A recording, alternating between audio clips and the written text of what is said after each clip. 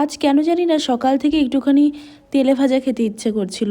বেশ অনেক দিন হয়েছে বাড়িতে কোনো তেলে ভাজাও বানানো হয় না। আর সত্যি কথা বলতে আমি যদি বাড়িতে না থাকি তাহলে আর কেউ একটা বানায় না, হয় কিনে নিয়ে আসে আর না হলে আমি বানাই। তো রীতিমতো আজকে হোলি, তাই ভাবলাম আজকে সন্ধেবেলা কিছু একটা বানানো যায়। তো কী বানাবো ভেবে না পেয়ে ঝুড়িতে দেখি কয়েকটা ফুলকপি পড়ে আছে, তো সেটাই সিদ্ধ করে নিলাম ফার্স্টে। আর তার সাথে আমি একটা দুটো আলু সিদ্ধ করেছি আর তার সাথে কয়েকটা গাজর সিদ্ধ করে নিয়েছি। ইচ্ছে আছে ফুলকপির পকোড়া বানাবো আর তার সাথে ভেজিটেবিলের কিছু একটা বানাবো। তো রীতিমতো এখানে তোড়জোড় স্টার্ট করে দিয়েছি। ফার্স্টে ব্যাটারটা গুলিয়ে নিয়েছি, আর তোমরা সবাই জানো যে ব্যাটার কীভাবে গোলাতে হয় বা ব্যাটারে কী কী ইনগ্রেডিয়েন্টস লাগে।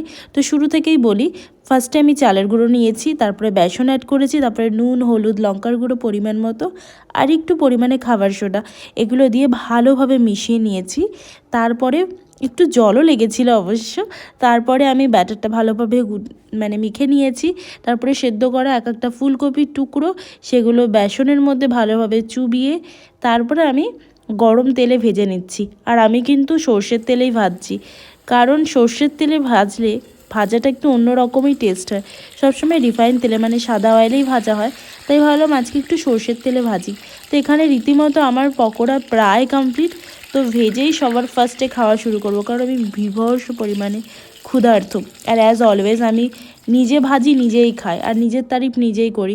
খেতে কিন্তু খুবই ভালো হয়েছিল। আর এখানে আমি রীতিমতো পকোড়া, চানাচুরার সাথে ডাল ভাজা